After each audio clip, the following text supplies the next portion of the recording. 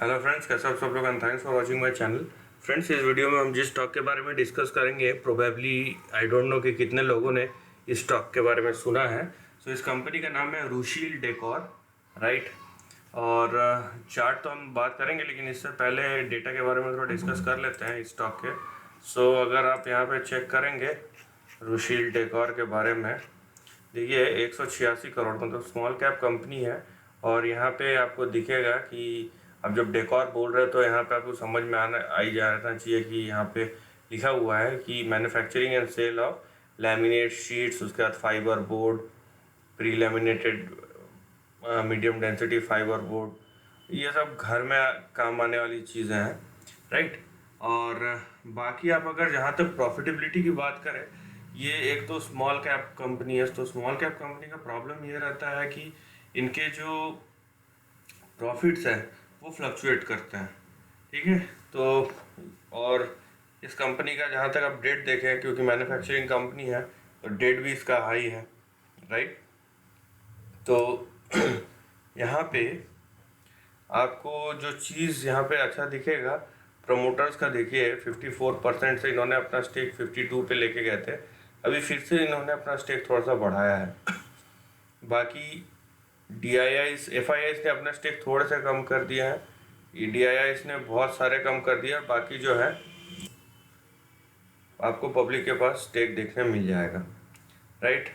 यहाँ पे आपको देखने मिलेगा कि प्रॉफिटेबिलिटी जो है डबल डिजिट वाला था, यहाँ पे 17%, 13%, 11%। और 2017 में तो 22% तक भी गया था। लेकिन 2020 आते आते, क्योंकि स्मॉल कैप कंपनी और जिस टाइप के बिजनेस पे इम्पैक्ट पड़ा है यहाँ पे, तो बहुत कम हो गया है। लेकिन ये एक एक्सेप्शनल ईयर था, तो यहाँ पे हम जो मार्क ऑफ डाउट बोल के छोड़ सकते हैं इसको कि आगे आने वाले जैसे इकोनॉमी सुधरेगा, ये कंपनी का बिजनेस भी सुधरेगा, इस तरीके से हम इसको देख सकते हैं।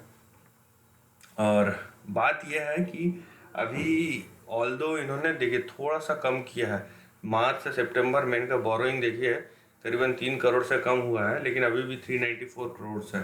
तो आपको देखने मिल रहा होगा कि 1 टाइम से ज़्यादा है। तो ये अगर कम होता है तो ज़्यादा अच्छा होगा, राइट। बाकी आपको यहाँ पे नंबर में आपको ऐसा कुछ एक्सेप्शनल नहीं मिलेगा, ठीक है। नंबर ठीक ठाक है, प्रॉफिटेबिलिटी एवरेज है, एवरेज से कम है। यहाँ पे जो आपको लाइमलाइट जिसको बोलता है ना, या सिल्वर लाइनिंग जो दिखेगा या आप देख रहे हैं, वो ये है कि आने वाले टाइम पे जैसे ही इकोनॉमी सुधरेगा, ये कंपनी भी सुधरेगी, क्योंकि ये इकोनॉमी फेस्ड सेक्टर है। कि देखिए यहाँ पे जो लैमिनेटेड शीट्स और जो भी बनाता है ये, राइट, इसका आप ओवरऑल इकोनॉमी से आप देखिए कि अगर यहाँ पे लोगों के पास पैसा होगा, ठीक है, तो लोग सामान खरीदेंगे घर के अंदर।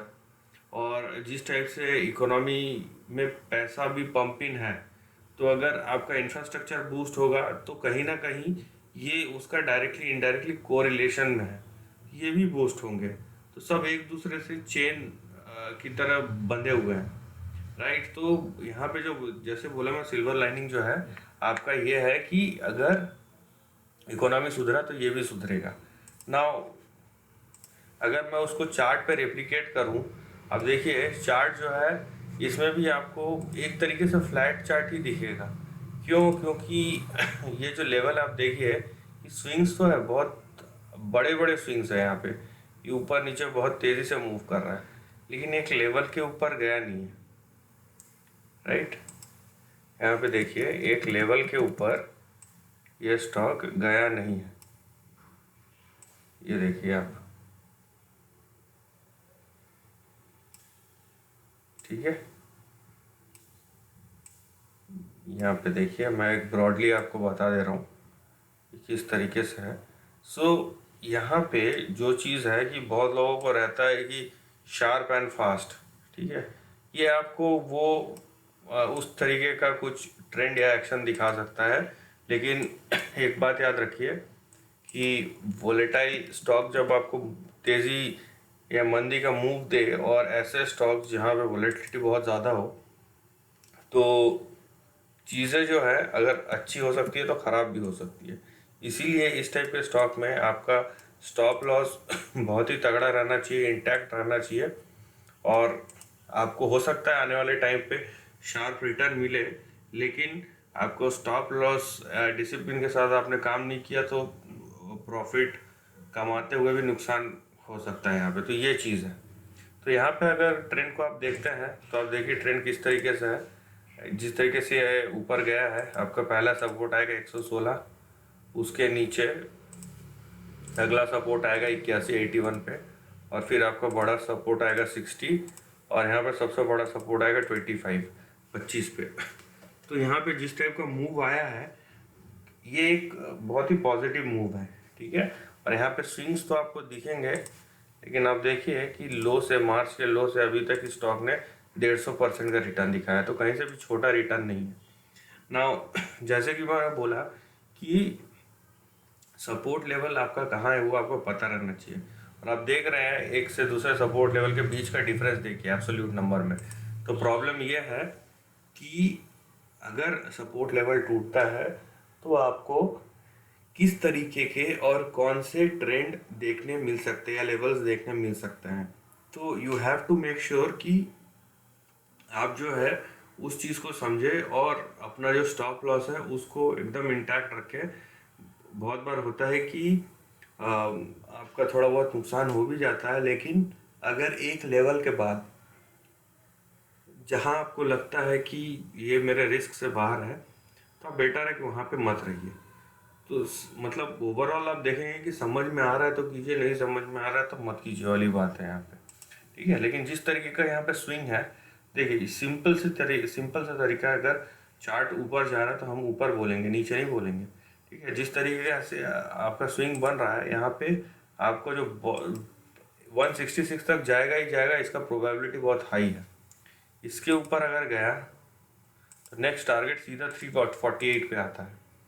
उसके बाद आपका टारगेट आता है 620, और बड़ा टारगेट जो आएगा इसका प्रीवियस लेवल है सीधा 1000 पे, 4 डिजिट्स पे। तो ये यहाँ तक के लेवल्स आपके खुले हुए हैं, ठीक है, प्रीवियस हाई तक के। लेकिन बात यह है कि यहाँ पे जो वोलेटिलिटी है वो बहुत ज़्यादा है।